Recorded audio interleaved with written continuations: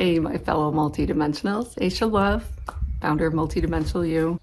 I knew we'd get to this conversation at some point, and here we are. I'm going to be talking about soulmate / divine complement, and I don't think it's exactly what people are expecting. So my intention with this video is to be as honest as I possibly can, to attempt not to speak from my wounding, and to just be a clear conduit for the messages that do want to come through to the collective at this time. I will be sharing my personal stories that I think some of you have probably surmised by now, that some major events went down in my life over the last 3 to 4 years. In fact, there were at least 4 major, enormous, by human standards, test of initiation that I lived through. So I'm going to do my best to be as honest and authentic about this as I can, because that I know is the only thing that's going to be helpful. So that means I'm committed to not, especially minimizing is what I feel right now. It's all good. It's all good. Totally fine, all handled. Because the honest truth is, as I lived through these deconstruction events over the last 3 to 4 years, it was devastating, soul-crushing at times, brutal. There were days when I wasn't sure I wanted to carry on. Like, beam me up, Scotty. This is too much at once. And then I've really started to reflect on what is a human life anyway? What are we all doing here? The idea that we're here to just live comfortable lives of joy is a bit of a misdirect. Meaning that, as I've explored for years in my emergence program, we get a set of cultural conditioning that has us going in a certain direction without necessarily preparing us for what our soul may have set up. I think about my own father. By 26, 27, he was diagnosed with a terminal cancer, told he had 6 months or so to live. Divorced, little kids out of his life in the way that they had been. His brother completed suicide. It just boom, boom, boom. Well, obviously he survived. He went on to live another 40 beautiful years. He met my mother on a blind date. They were married 6 months later, right? But I remember visiting with him in his final months, and he revealed to me that the terminal diagnosis shifted things for him, that he was not acting in the highest of integrity as a young man. And it kind of was, I think, a big wake-up call. So my point is that we have these huge challenges that we set up in our pre-birth planning, but then we get here, we forget all about that. We go into a human family. And what I've recognized is that when we don't expect challenges, the suffering comes from the resistance to the events themselves. So that's what's kind of wanting to be shared here at the beginning of this video today. Let's just call this Divine Complement Part 1. So what you've probably pieced together by now is that I have lived through, in addition to like normal 3D human events, separation, divorce, releasing the marriage, I've lived through financial hardship. I've lived, now we're going to start to go a little bit more atypical. I've lived through massive cosmic intrigue. We're talking ETs and military ops, helicopters, and the works, and discovering that my role is kind of on the front lines of a lot of, let's just call it polarity issues in this corner of the multiverse. And so I've had to go through tests in that arena as well, around betrayal. And I'm happy to report that as I experienced these huge deconstruction events and these tests, I knew they were tests. Were they fun to go through? Hell to the no. Were there days when I tantrumed? Hell to the yes. Here goes the vulture soaring by.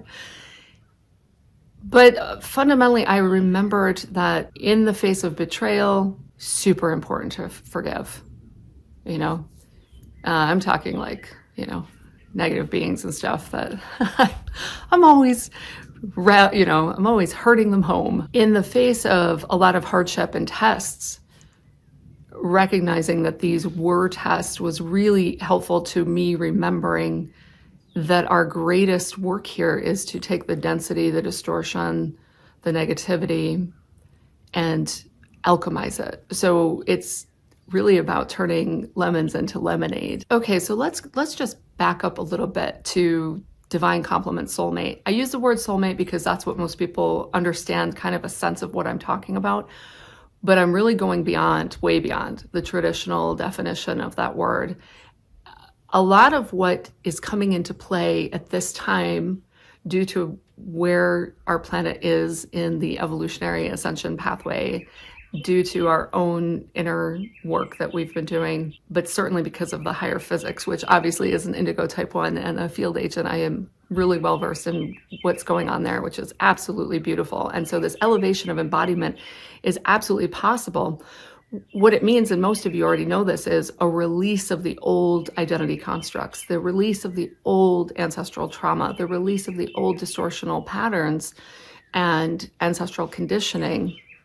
It's kind of like everything that is not love is beginning to fall away. But in order to do that, it's not those people out there are like holding you back or me back. If anything, releasing all of those older relationships will allow you to be with yourself in a completely new way. At least this was my experience, has been, continues to be. And you can begin to gain a sense of self-sovereignty, source self-sovereignty. And you can begin to also see all the ways in which you were projecting your work. And with relationships released, you can really just be with, wow, this is my own shit that I've been needing to have mirrored to me. Now I'm going to really work on cleaning it up, right?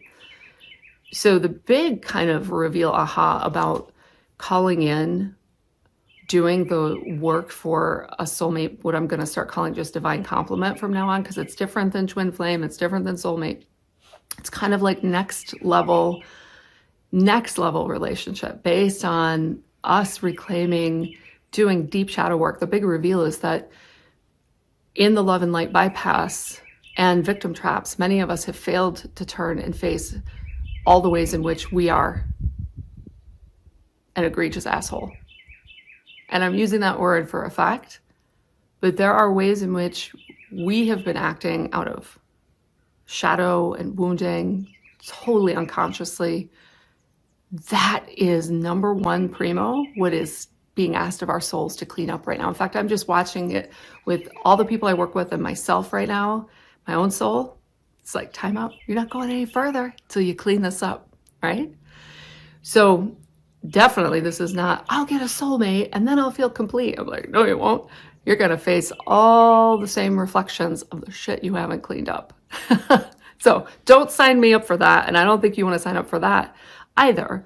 What I'm talking about is, so now I've been on my own for 2 years. Wow, did I find the gaps in my sovereignty. Almost like the way I can visualize it is like a ball that's been like deflated in certain areas, and like certain areas super developed, right? I got the over masculine, dun dun dun dun, into the world. Ooh, my feminine, slow, easy, trust, really doing the extremes of going really hard, but then letting go completely. That year on the mountain in North Carolina, still doing field work, but not my normal 3D human. But the trick is when I come back into a human walk, into the way, into the environment, into the business, into everything that is the platform for us to see what have I integrated, what have I not, where have I balanced myself, where have I harmonized, where have I not. And then you get a real sense of where you are. And it really is like a de-patterning, an unwinding, a deconditioning process. Now, I'll be the first to say this process is not for the faint of heart, okay? So by all means, there is no judgment, seriously, in the all that is. That if you're good where you're at and you don't want to take it further, totally valid. You cross over, there's just like, what'd you learn? What'd you experience?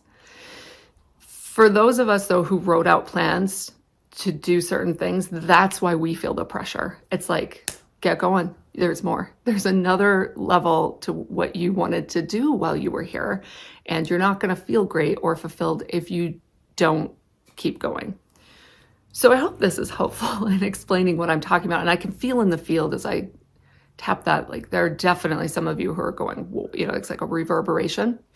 Because here's what I was shown. Those of us being called into divine complement relationships. So what will be mirrored, the amount of self-love work you have done will be mirrored. The amount of shadow work and commitment to shadow work lifestyle will be mirrored. The understanding of your different parts that can hijack you and your human walk will be mirrored. Your coming out of the spiritual closet, you're embracing your soul purpose will be mirrored. I think you're starting to get this now. So it's definitely not about seeking soulmate who will complete me. It's more divine complement who will mirror me. And then together, what I have been shown so far is that there is work to be done together, first and foremost, as a new way of modeling what relationship is. It's not codependency, right? It's complementarity. In the same way that the world's healers are not in competition, we kind of divided up all these different nuanced skill sets so that there would be kind of almost like a complete range for humanity to be able to make use of during this healing renaissance. That's the complementarity that we're talking about. So this likely is not a person you even know. It could be a person on the other side of the world, right? And in divine right timing, it's not like they're not part of a matchmaking network or database or membership group. It will get coordinated through divine orchestration once we have done the inner work. So I'll circle back to what is the inner work? It's owning our shadow at a completely different level. It's cleaning up our projections. It's getting out of victim. It's moving not from wounding, but from a new level of honesty. It's out of the head into the heart. It's balance. And it's also not lone wolfing it. So I definitely have had to walk through a time where I was like, nope, I'm good. I haven't got myself a wedding band, married to my mission. Had to go through that for a while.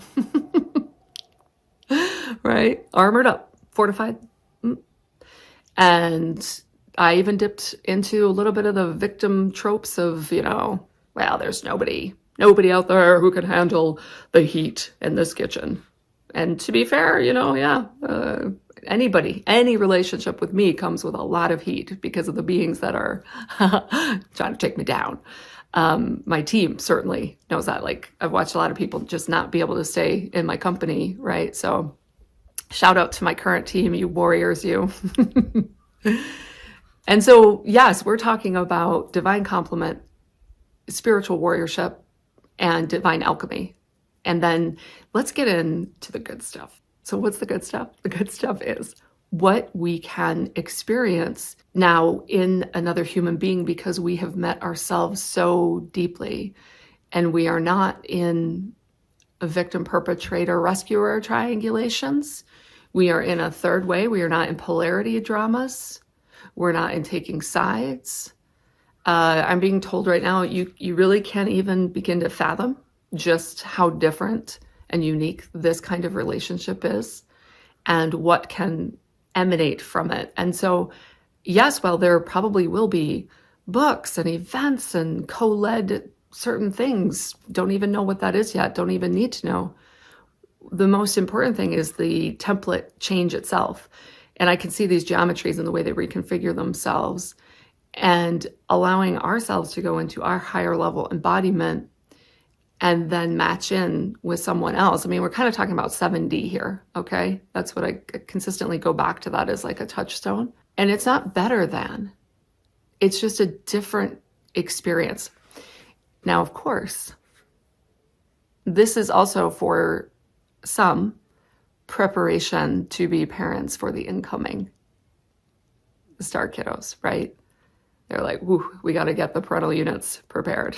We're not coming in there under that old ancestral patterning. My daughter laughs like, whoa, video of me 20 years ago. Like, you're not even the same being, right?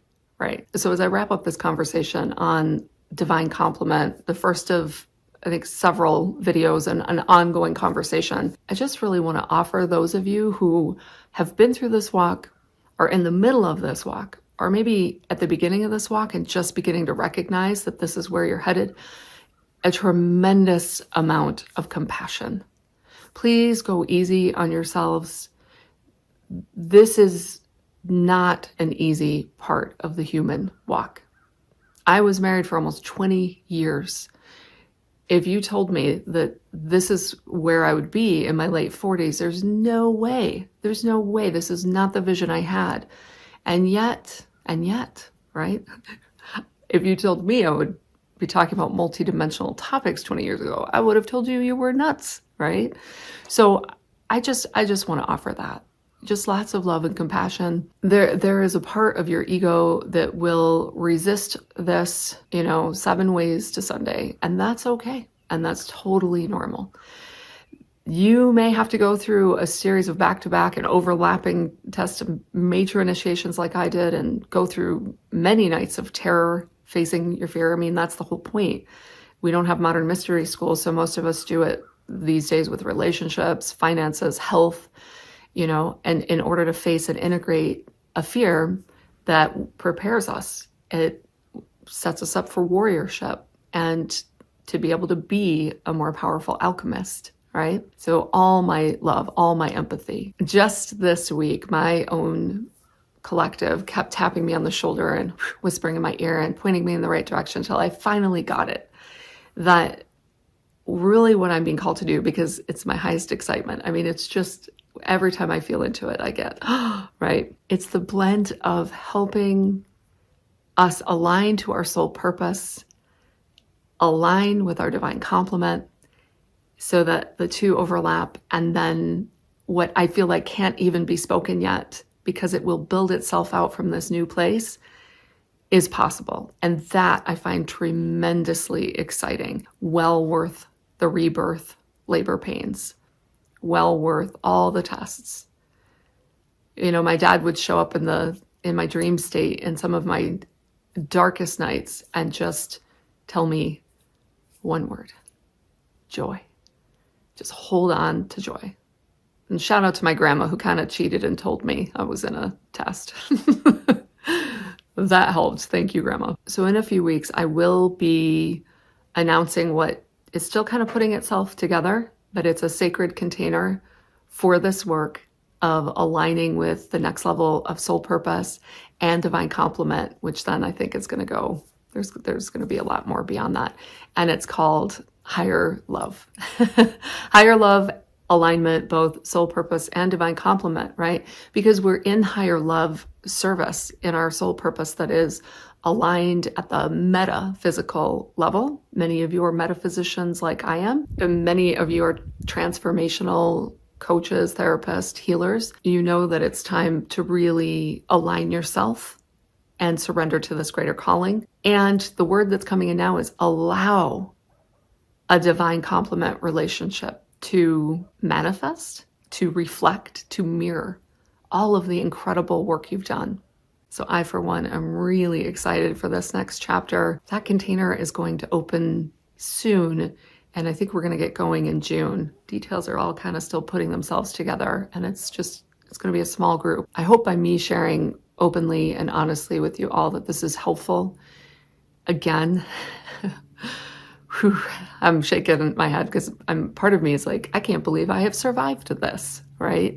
The things that we take on as souls. And again, the zoom out is pre-birth planning. We knew we could do it. We knew it would be hard.